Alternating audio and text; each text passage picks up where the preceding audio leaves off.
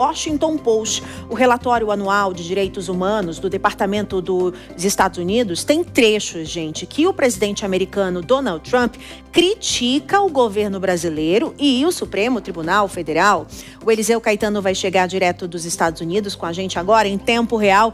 Oi, Eliseu, muito boa tarde, bem-vindo. Não é novidade, né? Eu acredito realmente para todo mundo que Donald Trump vai continuar essa narrativa pegando pesado enquanto algo não for feito em relação à anistia do amigo Jair Bolsonaro, né?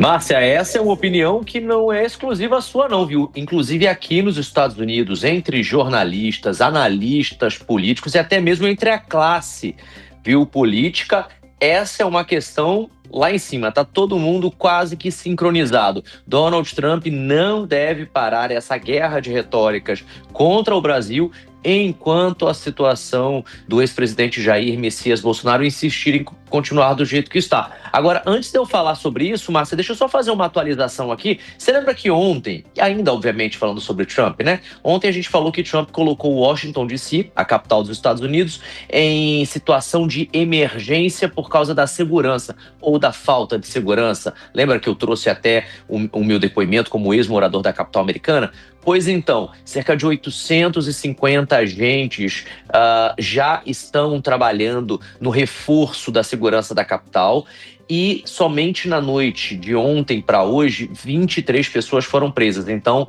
atualizando a questão da segurança lá na capital, Washington. E de lá da capital também vai sair daqui a pouquinho, viu? Olha, são 1h com 20 minutos aqui na costa leste americana. Daqui a alguns minutos, a Casa Branca deve divulgar esse relatório oficial dos Estados Unidos. É um relatório divulgado anualmente com questões relacionadas a direitos humanos. Nesse ano, o relatório, obviamente, está sendo confeccionado, está sendo produzido pela atual administração, portanto, pelo time de Donald Trump, mas ele é retroativo, referente a 2024. E segundo uma matéria publicada agora de manhã pelo jornal Washington Post, um dos mais importantes do Brasil, Márcia, esse documento vai trazer críticas diretas ali ao presidente do Brasil, Luiz Inácio Lula da Silva, e também ao ministro da Suprema Corte Brasileira, Alexandre de Moraes. Segundo a reportagem do Washington Post, o rascunho do relatório do qual eles tiveram acesso mostra que o Brasil tem um governo de esquerda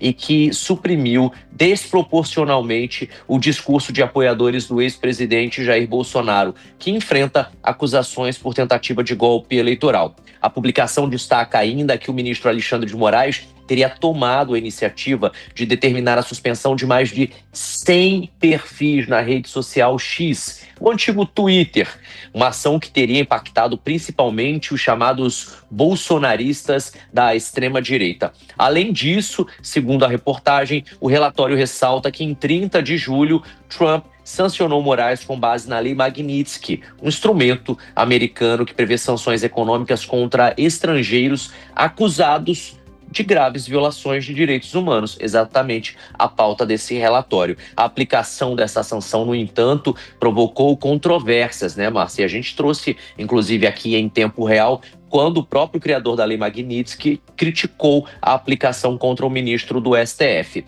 O Washington Post foi procurado pela nossa reportagem, o Departamento de Estado também foi procurado pela nossa reportagem agora há pouco, Bruno, no final da manhã, e ambos não quiseram comentar o assunto e nem liberar esse rascunho para a gente. Mas um funcionário sob condição de anonimato comentou com o Washington Post agora há pouco que governos em todo o mundo continuam a usar censura, vigilância arbitrária ou até mesmo ilegal, além de leis restritivas contra vozes desfavorecidas, muitas vezes por motivos políticos e religiosos. E aí é claro que os analistas aqui, Bruno, assim como você é analista político aí em Brasília, estão apontando que essas críticas podem agravar ainda mais as relações entre Brasil e Estados Unidos de 200 anos e que estão tão deterioradas e que, pelo andar da carruagem, né, Bruno, deve se deteriorar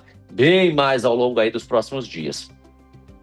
Ainda mais, viu, Eliseu? Esse é o sentimento, porque inclusive tinham reuniões com o ministro da Fazenda, Fernando Haddad, amanhã aí, Eliseu, e essa reunião também foi cancelada. Então, isso tudo vem aumentando uma grande tensão. A gente viu agora há pouco o nosso repórter, o Igor Damasceno. O governo Lula está muito irritado, não só pelo fato de não conseguirem anunciar o que será feito num plano de contenção, mas diante disso, né, dessa situação que vai se acirrando a cada dia mais com o governo americano e não consegue ver uma luz no fim do túnel. Muita discussão realmente e a gente vai aguardar o que vai acontecer. Alguém vai ter que colocar o adulto na sala, colocar essa bola no chão e entender de fato o que deve ser feito. Diga, Eliseu, rapidamente.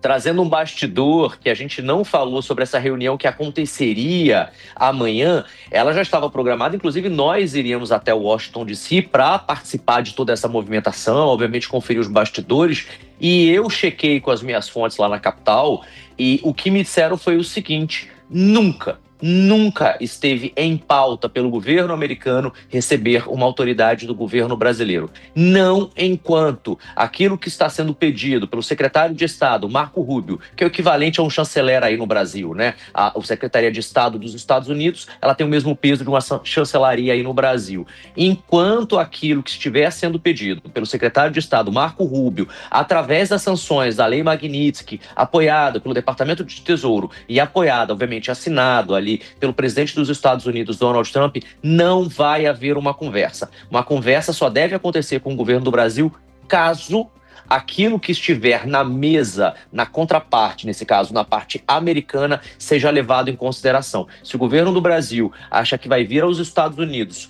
e vai conseguir negociar com o Departamento do Tesouro a retirada dessas sanções econômicas, do tarifaço, sem envolver as questões políticas, as minhas fontes, eu conversei com pelo menos 3.